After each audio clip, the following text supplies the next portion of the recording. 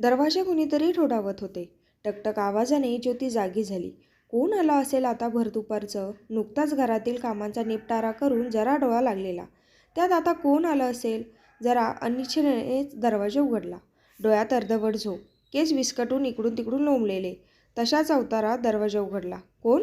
ओळखलं नाहीस? अगं मी दीपक. हो हो, तू कसा काय इकडे अचानक? तसा तिचा थोडा गोंधळ उडालेला, पण घेतले सावरून. विसरलीस की काय? आत तर येऊ दे, की दारातच सर्व प्रश्न विचारणार आहेस? त्याला नखशिखा न्याहाळत घाईघाईने बाजूला होत या या या या ना बाजूला होत घरात प्रवेश दिला. बसा. घाईघाईने केस बांधत अन साडी सावरत स्वयंपाक खोलीत गेली. कोण हा? आठवले स्वतःशी स्वागत. अरे, हा तर बालपणीचा मित्र दीपक. कसं ओळखले नाही मी? हा तर जीवलगा माझा. आजवर ज्याला मी काळजात जपले तो ओळखू नये मी? कमालच हं. मी पण खूप बदल जाणवतो म्हणा. आणि बघून बरीच वर्ष लोटली आहे ना. जरा जाडा पण झालाय, कदाचित त्यामुळेच. ओळख नाही पटली लगेच. आतून आनंदाला उधाण आलेलं. कसंबसं स्वतःला सावरत पाणी घेऊन बाहेर आली. वाटत होतं गच्च मिठी मारावी आणि विचारावं, आज आठवण झाली का माझी? कुठे होतास इतके दिवस? मनाला काबूत ठेवून फक्त हसली. चोरट्या नजरेने स्वतःला समोरच्या आरशात हळूच पाहिलं एकदा. घ्या पाणी. अगं घ्या. काय करतेस? ज्योती, अजूनही ओळखले नाही का गं तू मला? ओळखले तर कशी विसरेन मी दीपक तुला? किती बदललास तू. किती वर्षांनी समोर पाहते. कसे ओळखणार सांग बरं? बदल पण झालाय बराच. म्हणजे कोणता बदल? हा हा, सुटलोय जरा. खरंय ते. किती वर्षांनी? नाही, 18 वर्ष झाली आपण एकमेकांना पाहिले नाही. बरोबर ना? की चुकतो हिशोब? हो हो, खरं आहे. काय म्हणतोस? कसा आहेस? आज अचानक कसं न केलंस? काही नाही, सहजच. तुझी आठवण आली म्हणून आलो भेटायला. खूप दिवसापासून तुला भेटण्याचा विचार करत होतो. ऑफिशियल कामासाठी इकडे इकडे आलो होतो. तू याच शहरात राहते समजले. पत्ता काढला अन धडक तुझ्या घरी आलो. तुझ्यासमोर हजर. तिच्या नजरेत नजर घालून तो उत्तरला. कशी आहेस? ठीक आहे. ठीक. तू कसा आहेस? मी बरा. बरा. जरा रोखूनच बोलली. हसला फक्त. अगदी तेव्हा हसायचा तसाच. त्याचं हसणं म्हणजे आहाहा, जीव ओवाळून टाकावा असे ते गोड हसू. खूप आवडायचं. त्या स्मित हसण्यात त्याच्या मनातले भाव थेट तिच्या काळजात उतरायचे. आजही तीच स्टाईल, तोच समंजसपणा. बराच वेळ इकडचं तिकडचं बोलण्यात गेला. आतुरता तर दोघांनाही होती, सारं काही जाणून घेण्याची. पण एक अवघडलेलं पण आलं होतं. शेवटी तिनेच विषयाला वळण दिलं. तसा लाजरा बुजरा आहे दीपक. स्वतःहून नाही सुरुवात करणार. आपण बोलतं करायलाच हवे.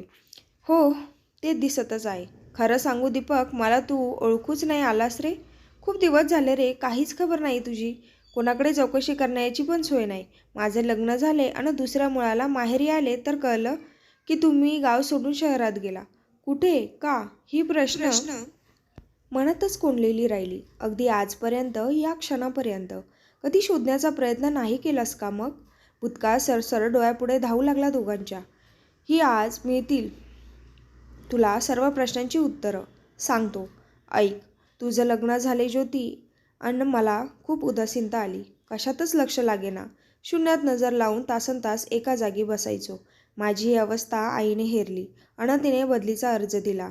बदली करून घेतली. तातडीने आम्ही नवीन गावातून शहरात आलो. त्यानंतर पुन्हा त्या गावात आजपर्यंत पाय नाही ठेवला कधी. तुझं तिथे नसणं खूप वेदनादायी झालं होतं हो. का? तू का उदास झाला ते? कशाचे नैराश्य आलेले तुला? आणि नवीन जागेत झाले का मग सर्व आलबेल? गालातल्या गालात हसत तिने केलेला प्रश्नाने तो सुखावला. नाही ग. का? तू नव्हती ना तिथे. म्हणजे तुला माझ्याकडूनच सारे वधून घ्यायचे तर काय? की आजपर्यंत काहीच लक्षात नाही आले.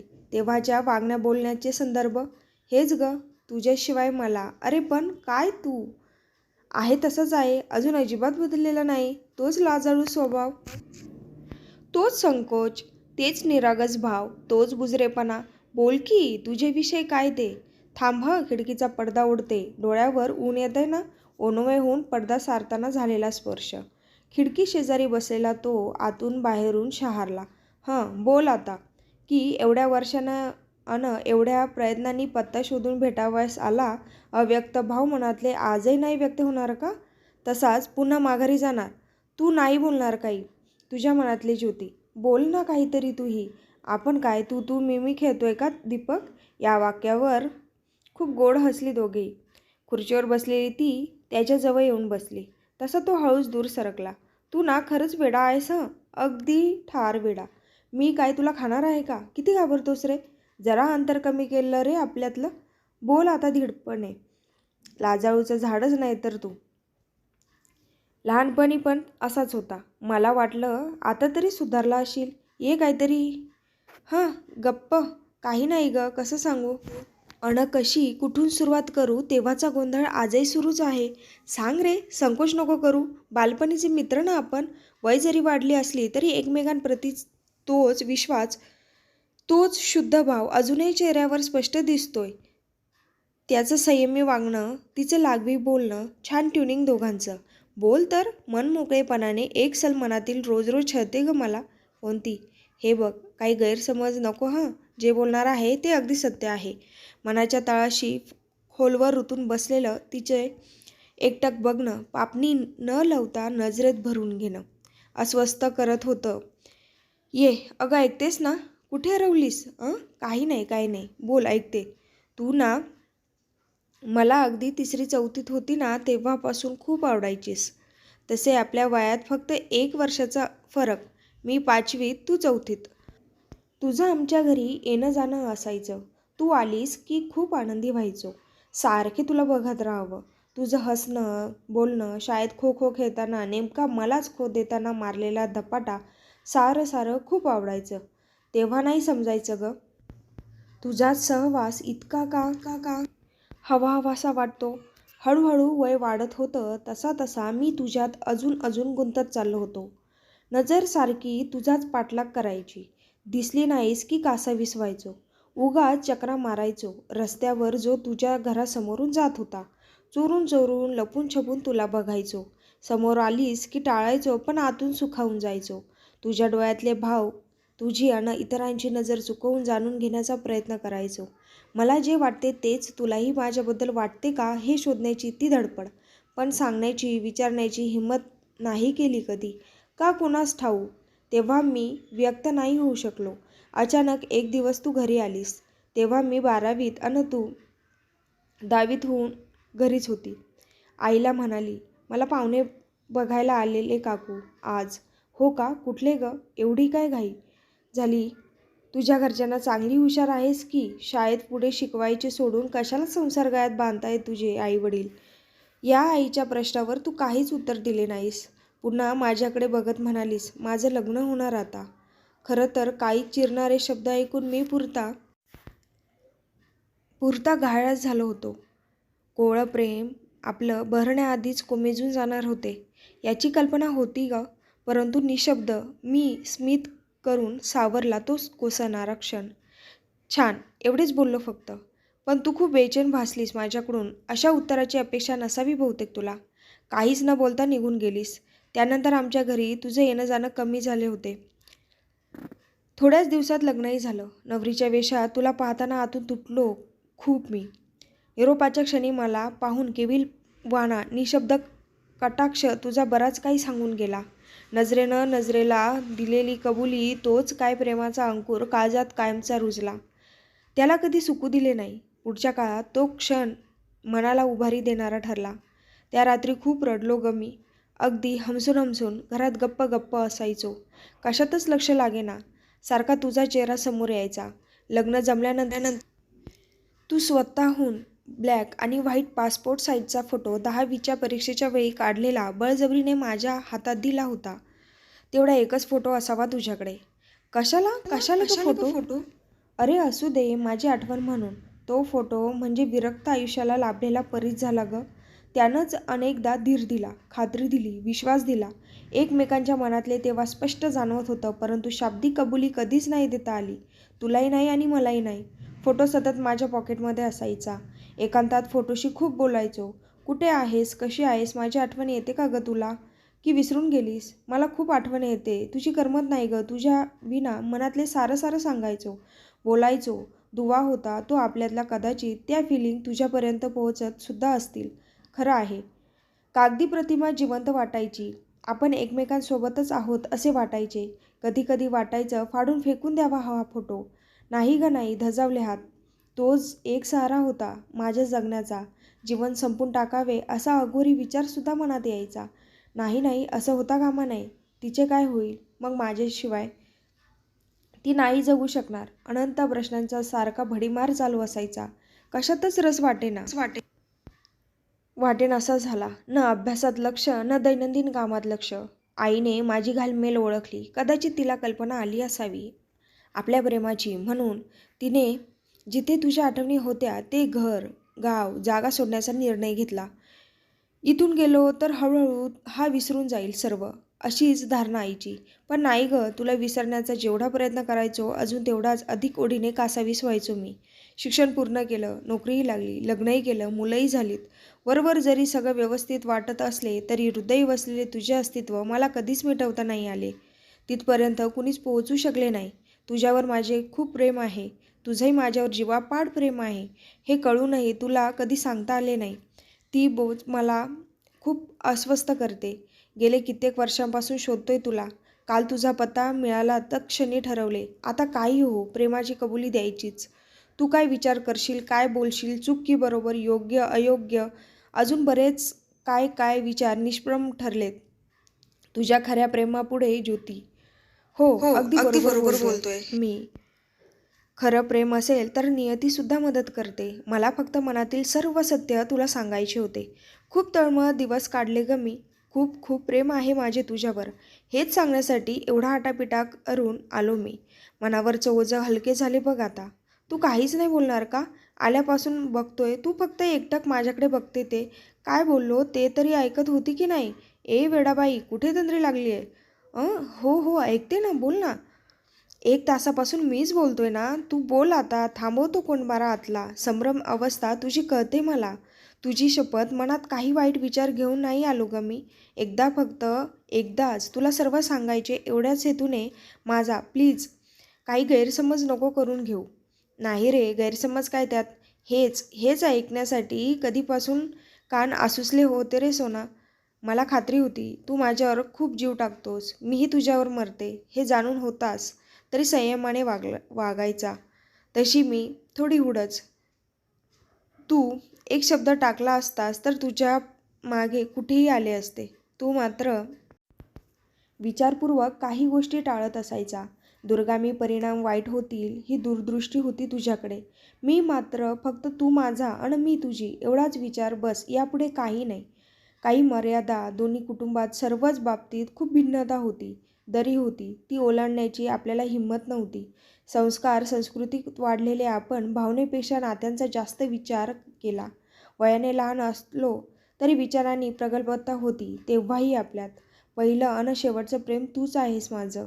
शरीराने जरी दूर असलो तरी मनाने तेव्हाच एक झालेलो. ते आजही तसेच, उद्याही तसे, शेवटपर्यंत घट्ट राहणार. तिथे कोणाला स्थान नाही. एक सांगू दीपक, माझी अवस्था तुझ्यापेक्षा काही वेगळी नाही रे. खूप लहान वयात लग्न झाले. संसाराची जबाबदारी खांद्यावर आली. अल्लड खेळकर वयात प्रौढपणा लादला. निसर्ग नियमाप्रमाणे मुलंबाळं झाली. दिवसेंदिवस त्यात अडकत गेली. रोजच्या या धकाधकीच्या जीवनात तुझी खूप आठवण यायची. दरवेळी कोणत्या गोष्टीत तू जन्माचा जोडीदार असता तर वेगळे जीवन असते ना माझे. असा एकही प्रसंग नाही त्यात मी तुला कम्पेअर केलं नाही. नुकतीच सुरुवात झालेली कोवळ्या मनावर तुझं सहजीवनाचा साथी म्हणून तुलाच बघत होती. एक मात्र नेहमी जाणवायचं, तुझंही माझ्यावर प्रेम होतं की माझं एकतर्फी चाललं होतं हे सर्व. अजूनही आठवते, पाणवठ्यावर गरज नसताना हांडा कमरेवर घेऊन पाणी आणायला जाणं, सतत दारातून रस्त्यावर डोकावून बघणं, दुकानात जाताना तू कुठे दिसतोयस का चोरून बघणं, तू समोरून येताना पाहून थबकणं.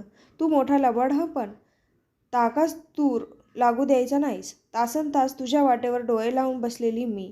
मला न बघता झरकन निघून पाठमोरा व्हायचा. तेव्हा असं वाटायचं ओरडून सांगावं तुला, अरे मी कशासाठी एवढा वेळ तटस्थ उभी आहे इथे? तुझ्या एका कटाक्षासाठी वेडी व्हायची रे मी. शाळेसमोर पटांगणात संध्याकाळी जेव्हा तू व्हॉलीबॉल खेळायचा अंधार पडेपर्यंत अन मी अंगणात उगाचच रेंगाळत राहायची. आईचा ओरडा मिळायचा मला, तिन्ही सांजेला कशाला अंगणात एरझरा घालतेस ग? बॉल नेटवरून इकडून तिकडे जायचा, तसा तसा जीव खालीवर व्हायचा. असं वाटायचं रात्र होऊच नाही, तू नजरेसमोरून दूर जाऊच नाही. अक्षरशः वेडी झाली होती मी तुझ्यासाठी. तुला त्याचं काहीच सोयरंसुतक नव्हतं हं तेव्हा. फुगीर कुठला, लय भाव खायचा हं तू. हसतोस काय? खोटं बोलते का मी? नाही ग राणी, खोटं नाही. त्यावेळच्या भावना अगदी जशाच्या तशा तुझ्या तोंडून ऐकताना स्वतःला भाग्यवान समजतो. तुझ्या रूपाचे अनेक दिवाणे होते. कोणाची हिंमत नाही झाली तुला कधी काही सांगायची, बोलायची. त्यांच्या गप्पा ऐकताना मी मात्र मनोमन खुश असायचो. कोणाला भीक न घालणारी पोरगी माझ्यावर जीव ओवाळून टाकते. कळत होतं ग मला, धाडस नव्हते तेवढे माझ्यात. मला विश्वास होता एका शब्दावर माझ्यासाठी काही करायला तू तयार झाली असतीस.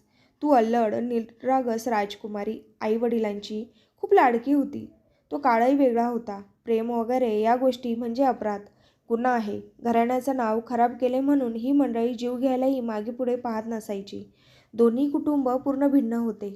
आपल्या एकत्र येण्याचे परिणाम भयानक झाले असते. खूप विचार करून आणि कसोशीने तुझ्यापासून स्वतःला दूर ठेवत होतो. तसे केले नसते तर कदाचित आपण आयुष्यात पुन्हा कधीच भेटलो नसतो ग. सांगताना सुद्धा अंगावर काटा आला बघ. अगं, एक विचारलेच नाही तुला.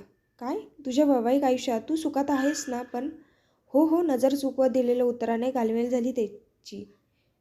हे खोटं सांगते एवढं नक्की. काहीतरी त्रास असणार. आजच हा विषय नको. स्वतःला बजावत तो उठून उभा राहिला. चल येतो ग.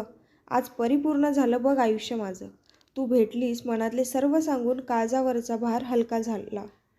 किती हलकं वाटतं मला म्हणून सांगू. निघालास? थांब ना 5 मिनटं अजून. नको, आता येईल पुन्हा. उशीर झालाय खूप. तुझा नवरा येण्याची वेळही झाली ना. उगाच गैरसमज नको. येऊ का? काय? हे असा निरोप देणार आहेस का मला? हस बरं छान. तिची नजर खेळलेली अजूनही त्याच्यावर. अगं ये वेडाबाई, येतो. त्यानं हातात हात घेऊन हळूवार थोपटत. आय लव्ह यू ज्योती. आश्वस्त श्वासवत स्पर्श तो स्वर शांत शीतल भासला. हृदयातला कालवा स्तब्ध. चल बाय बाय. काळ्याकुट्ट ढगांनी वेढलेल्या आकाशी जशी लक्कन वीज चमकावी आणि सारा आसमंत प्रकाशात न्हाऊन निघावा, अगदी तसाच अंतरातला कोपरा न कोपरा उजळला. मुक्त झाले भाव, मुक्त झाली व्यथा, मुक्त झाली मन, मुक्त साऱ्या आठवणींचा गाव जीवलगा. I love you too. भूतकाळ वर्तमान बनून समोर आला खरा. पुढचे भविष्य काय? नवा पेच बावरल्या मनाला सावरत. रेडिओ ऑन केला. गाणं चालू होतं. आज मैं ऊपर आसमां नीचे, आज मैं आगे जमाना है पीछे, टेल मी ये खुदा अब मैं क्या करूं, चलूं सीधी कि उल्टी चलूं,